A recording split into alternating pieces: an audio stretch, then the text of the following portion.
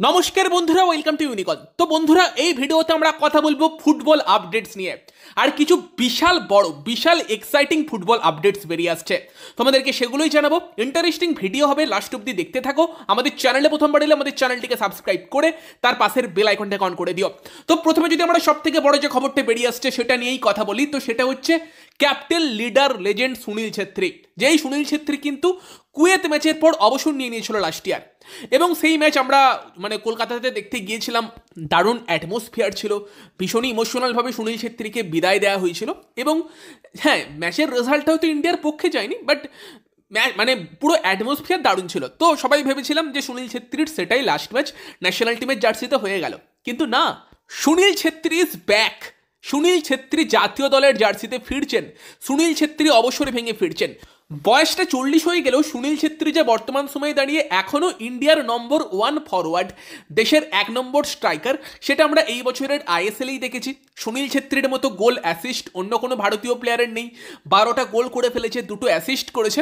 এবং খেলা দেখতে দেখতে এই মরশুম আমাদের মনে হয়েছে যে যদি রিটায়ারমেন্টটা সুনীল ছেত্রী না নিত ভালো হতো, হয়তো আরও কিছুদিন আমাদের দেশকে সার্ভিস দিতে পারত। সুনীল ছেত্রীর এখনও যেরকম ফিটনেস আছে, তবে এটাও মনে হচ্ছিল যে বয়স তো হয়েছে, কদিন আর সুনীল ছেত্রী টানবে। নতুনদের এবার নিজেদেরকে প্রমাণ করতে হবে।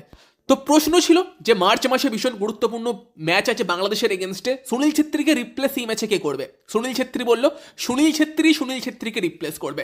তো সুনীল ছেত্রী কিন্তু আপাতত আবার ন্যাশনাল টিমের জার্সিতে ফিরছেন, তিনি অবসর ভেঙে ফিরে আসছেন। পার্সোনালি আমি ভীষণ খুশি, কারণ সুনীল ছেত্রী আমার ওভারঅল ইন্ডিয়ান ফুটবলের সব থেকে ফেভারিট প্লেয়ার।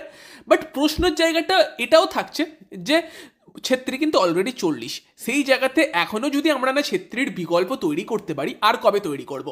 এবং সেখানে সুনীল ছেত্রীকে হয়তো সেই জন্যই ফিরে আসতে হচ্ছে যে প্রথমত সে হয়তো ভাবছে যে আমি যে ফিটনেসে আছি, আমি যে কন্ডিশনে আছি, আমি ন্যাশনাল টিমকে আরও হেল্প করতে পারবো। সেকেন্ডলি, সুনীল ছেত্রীকে রিপ্লেস করার মতো প্লেয়ার এখনও ন্যাশনাল টিমে সেই লেভেলের গোল স্কোরার আমরা কাউকে দেখতে পাচ্ছি না। সেটাই হয়তো মেন কারণ। মনোলো মার্কুয়েজও হয়তো সুনীল ছেত্রীকে রিকোয়েস্ট করতে পারে ফিরে আসার জন্য, বা সুনীল ছেত্রীর নিজেরও মনে হতে পারে যে এই মরশুম আমি যেরকম ফর্মে আছি সেখানে ন্যাশনাল দলকে আমি হেল্প করতে পারবো। এবং সুনীল ছেত্রীর হয়তো স্বপ্ন ছিল যে ন্যাশনাল টিমের জার্সিতে 100খানা গোল করা, যেটা হয়তো তার মনে হয়েছিল সেই ফর্মে নেই, তিনি করতে পারবেন না। এখন হয়তো মনে হচ্ছে সেটা করতে পারবে। হতেই পারে, এবছরের আইএসএল আমরা খুব ভালো ছন্দে দেখেছিলাম। তবে এই রিটায়ারমেন্ট থেকে ফিরে আসাটা কদিনের জন্য সেটা একটা দেখার বিষয় থাকছে। তো মার্চ মাসে ইন্টারন্যাশনাল ফ্রেন্ডলিতে সুনীল ছেত্রী অবশ্যই ভারতের জাতীয় দলের কিন্তু জার্সি পরে খেলবেন।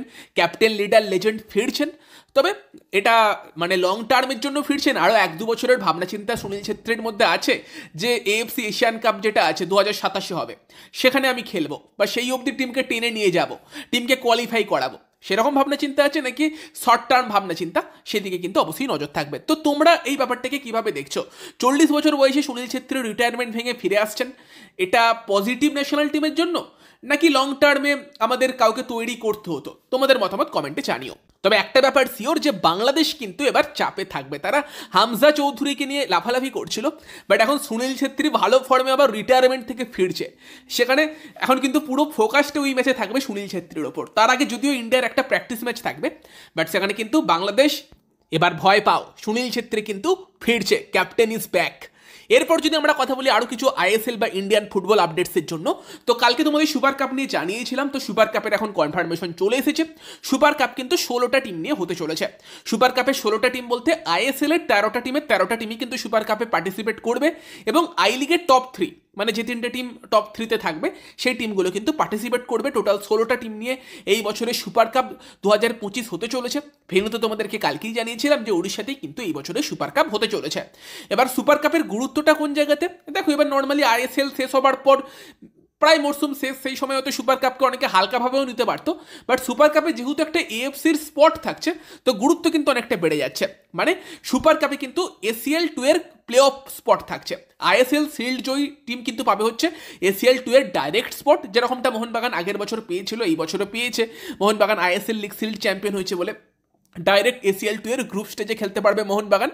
আর যে টিমটা সুপার কাপ জিতবে, যেরকম লাস্ট ইয়ার ছিল যে তারা কিন্তু ACL 2 এর প্লে অফসের ম্যাচ খেলবে, সেই ACL 2 এর প্লে অফসের ম্যাচ জিতলে তারা কিন্তু ACL 2 এ কোয়ালিফাই করবে, আর সেই ACL 2 এর প্লে অফসের ম্যাচ হারলে তারা চ্যালেঞ্জ লিগ খেলবে। যেরকমটা এই বছর ইস্টবেঙ্গল পেয়েছিল, ACL 2 এর প্লে অফসের ম্যাচ বোধহয় আলটিন আসিরের সঙ্গে ছিল, সেই ম্যাচটা ইস্টবেঙ্গল হেরে যায়, তারপরে AFC চ্যালেঞ্জ লিগ খেলছে, এখন তো আরকাদাগের সঙ্গে কালকে 1-0 ইস্টবেঙ্গল হারলো। তো সেখানে কিন্তু ওই ACL 2 এর যে স্পটটা, যেটা সব থেকে গুরুত্বপূর্ণ স্পট হয়তো, কারণ ACL 2 অবশ্যই একটা ভালো জায়গা, বড় জায়গা, বাট AFC চ্যালেঞ্জ লিগ এমন একটা টুর্নামেন্ট যেখানে ভারতের ভালো কোনো টিম গেলে, মানে ভাবো না এই সময় যদি FC গোয়ার মতো টিম খেলতো, কালকে যে আরকাদাগের এগেনস্টে আমরা খেলা দেখলাম যেরকম, সেই টাইপের টিম আরকাদাগকে হারিয়েও দিতে পারতো। তো আমি তো চাই এই বছর সুপার কাপটা ভালো কোনো টিম জিতুক, যেই টিমটা গিয়ে মানে AFC চ্যালেঞ্জ লিগে ফাইট দিতে পারবে। AFC চ্যালেঞ্জ লিগ এমন একটা জায়গা, এমন একটা টুর্নামেন্ট যেটা ISL ক্লাবরা জেতার ক্ষমতা রাখে, সেই লেভেলের ক্ষমতা আমাদের ISL এর আর কি দলগুলোর আছে, টপ দলগুলোর। এবার মোহনবাগান যদি তোমার যেতে হচ্ছে তোমার সুপার কাপ, তাহলে কি মোহনবাগান দুটো টুর্নামেন্টে একসাথে খেলবে? না, দুটো টুর্নামেন্টে মোহনবাগান একসাথে খেলবে না, এই প্রশ্নটাও কালকে থেকে আসছে।